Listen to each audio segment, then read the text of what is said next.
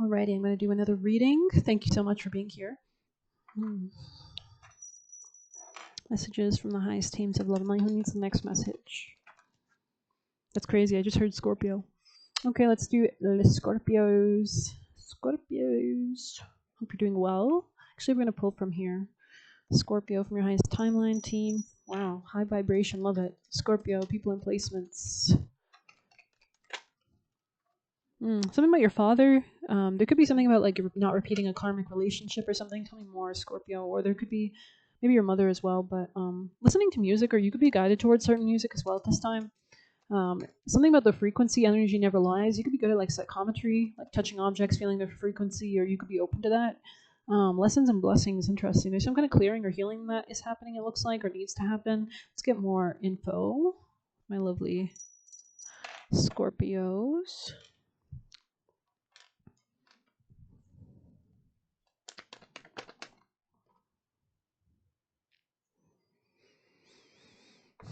Smoke and sage could be relevant. Yeah, there's something that's clearing out of your life. Okay.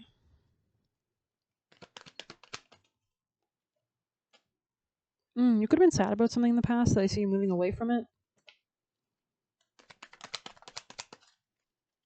Something about your stability. You could be moving out of a sense of stagnancy as well. You could be a boss or be dealing with a masculine that is a boss. Somebody here could have earth sign placements, air sign placements. Somebody could be something about communication or your mindset regarding something could be relevant. Yeah, clarity, ace of swords. Something about a shakeup that's happened in your life. Yeah, closing out. So this could be a shakeup that was happening to get you away from conflict or changing your perspective. They're very calling me to this deck. So Scorpio, what's your advice from the highest teams of love and light? Something about seeing something from a different perspective could also be helpful. Let's see. So this could be about like expanding, like, you know, maybe you're not usually like seeing things from this view, but you're kind of curious just out of curiosity. Okay, sorry. Sorry, just talking to them. Let's see. It's a reminder that transformation is neither painless nor easy. One must die before the resurrection occurs. One must leave behind the former self. It's kind of giving like Ganesh, right? He had to remove his head, right? The ego.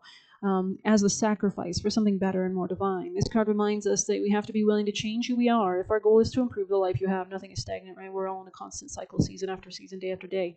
Challenges are a part of growth that cannot be avoided. It's a necessary transition that serves not only your highest good, but all of the collective. Yeah, it's kind of like you have to keep up with the frequency and the evolution of the universe, or you kind of, you know, you die and then you get reborn. You know, it's kind of like, are you willingly doing the death and rebirth, or do we have to take you out physically? Because some people are stubborn, right? Let yourself run wild, howl at the moon, dance naked, laugh for no reason, and sing your heart out. So maybe you're being guided towards like new teachings or teachers. Let your animal nature take over and do whatever comes naturally. So listen to your instincts. Allow yourself these moments of freedom, taking a few moments each day to let the energy rise. Release the freedom under the light of a full moon somewhere in nature. Something about chocolate cake could be relevant, or you might need to do that. I made a beautiful mug cake. I love that recipe. I posted it on my posts tab. It's so good. I throw a few chocolate chips in there. Oh, it's such a good recipe. Great ratio. This could be about real estate, family, emotional patterns.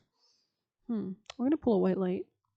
My lovely, little moonology. Scorpios from your highest team of love and light.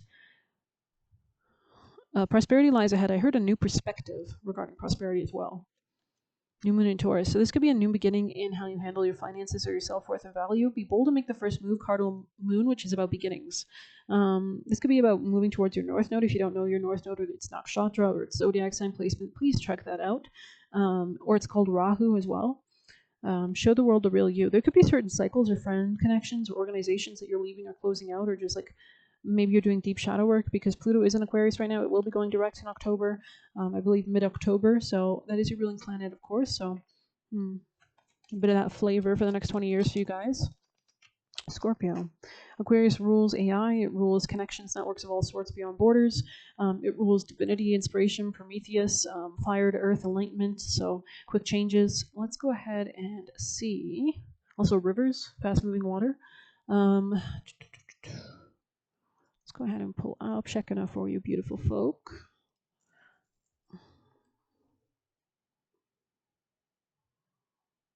I heard authentic spiritual ground.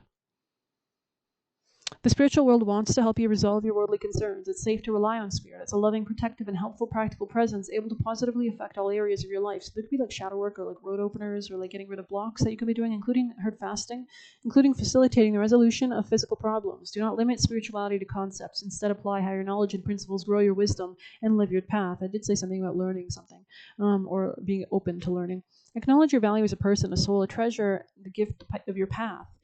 So there could be things that are going to be revealed to you. I'm seeing kind of like in a video game when you discover like hidden quests or chests, and let your spirituality integrate with all facets of your life. Interesting. Yeah. Strong focus on Aquarius energy. Shekinah is a Hebrew word that translates as the dwelling place of the divine. Shekinah is the embodiment of light. She is us when we're living our spiritual path, applying wisdom and principles to our actions, our courage, our choices, awaken compassion in our world. So it's going to be about connection to yourself and as such your spirit team. We are the sacred change makers and healers of the collective, the divine electricity, right? Uranus also rules, or Aquarius also rules electricity of spirit, needs willing soul bulbs to shine forth in the world. In esoteric Jewish tradition of Kabbalah, Shekinah is the sacred feminine, the capacity for an experience of spirit entering the soul of a human being. When a soul is approaching the sacred experience of Shekinah, the ego is given way to some degree. There is enough inner space and heart willingness to surrender and receive so that spirit can infuse the soul. I'm seeing that Florence and the Machine song. I think she has one where it's like she's in front of a church, so that music video. The soul becomes more luminous with white light. We resonate. Holy shit, sorry. I just realized I was talking to myself. Anyways, sorry about that. I was alive. I was waiting for went live. But anyways, it says maybe something about slowing down could be important. Let's see. When the soul approaches a sacred experience of Shekinah, the ego is given way to some degree. There is enough spiritual space and heart willingness to surrender and receive so that spirit can infuse the soul. The soul becomes more luminous with a white light. We resonate more with spirit than ego, so this could be about connecting to your soul. We feel like our true selves. So you could be inhaling golden white light from heaven, exhaling that into your auric field, out through your chest, right? Imagining that light coating everything or pushing outwards, cleansing, purifying, pushing away negative, black, stale energy, repairing holes in your aura. When the soul becomes Shekinah, the holy dwelling place of the spirit, we experience our life much differently than the ego-driven way of living. We slow down, exactly, that's crazy, and accomplish that which is meaningful. Right? So this is not about spreading your energy left, right, and center in ways that are not focused or efficient or prioritized properly. We feel connected to all that is so that we're inspired to do what we can to help according to our tendencies and talents and our soul path and our like reincarnation cycle and what we were kind of destined to do, because everything's timed. Everything is kind of predestined in some ways. We co-create rather than compete. We accomplish our aspirations because we're no longer in our heads, but practicing our spiritual path daily. Our practices resonate with our hearts, increasing our awareness, love, and presence, patience, commitment, and peace. Our spiritual practices are our life raft when the oceans of life become wild, and our magic carpet when we feel stuck or need inspiration and freedom. Our practices increase our compassion for ourselves and others. So this could be about reciprocity dynamics.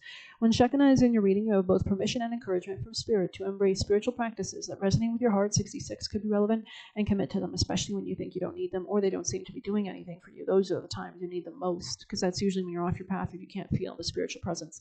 To embrace Shekinah is to embrace action, to commit, to engage, to walk or talk, and be the light we want to see in the world. So the more aligned you get with your energy, with your path, with your spirit team, the more you'll be able to sense it. The ideas that nurture and inspire our heart are important, but the actions that transform hesitation, fear, and doubt into boldness, trust, and confidence and faith are essential to bring those ideas to life. You have it within you to live your light and put all your problems and concerns into the capable hands of a deeper guiding wisdom. You are not giving away your power in doing so. You're actually empowering sacred fulfillment.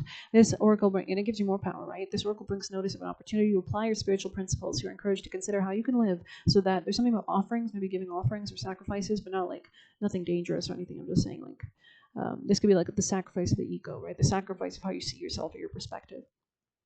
Like a sincere prayer, and how you can live so your inner beliefs and outer actions are in alignment. It's not about denying the ego or its pains. It's about having compassion and responding from a place of kindness and determination to heal. The oracle suggests a matter of material or physical concern can be touched and healed by spirit. You could have Taurus placements. Your task is to invite spirit in and allow it to do what it knows how to do. So kind of allowing it to guide you instead of thinking you have to figure it out, because honestly, we're so tiny. We're like little rats compared to like the universe, right? Find relief in the knowledge that spirit is with you and wants you to heal through all matters of concern. This could be like a rebirth energy for sure. That's funny. Just said that, rebirth. Forgot that was out. Let's get you juicier messages or advice from this tarot. I think we're going to get advice. What's your actions for my lovely Scorpios? Important, highest vital actions. Move away from like karmic cycles, repetitive loops. This could be like controlling dynamics or like chains, attachments, fears that you give into. taking power and control of your life will be important, and focusing on your personal happiness and deeper meaning and your independence. Similar energy to Taurus's reading. So if you feel called, check it out. We're going to pull you some juicy messages. I'm going to close her out. I hope you liked it. Somebody here could be trying to act like the victim, even though they were the one who initiated some kind of predatory behavior. Scorpio energies. And that could be part of their ploy to be a predator, like a serial killer luring you into a candy van. It says they're very disrespectful. Yeah, somebody was very disrespectful in the past, maybe trying to lower someone's self-esteem. It says very jealous, wanted to cause your life to crumble. So this could be like a repetitive pattern, somebody operating in fear, egotism, narcissism. They are investigating you. So this could be like your spirit team, or it could be karma. It's lonely at the top. Defilement rituals. So somebody was trying to defile or lower somebody's self-esteem or energy, humiliation, death, things like that. Vibrationally feel it. So this is about sensing the path that you need to go on with your vibration, right?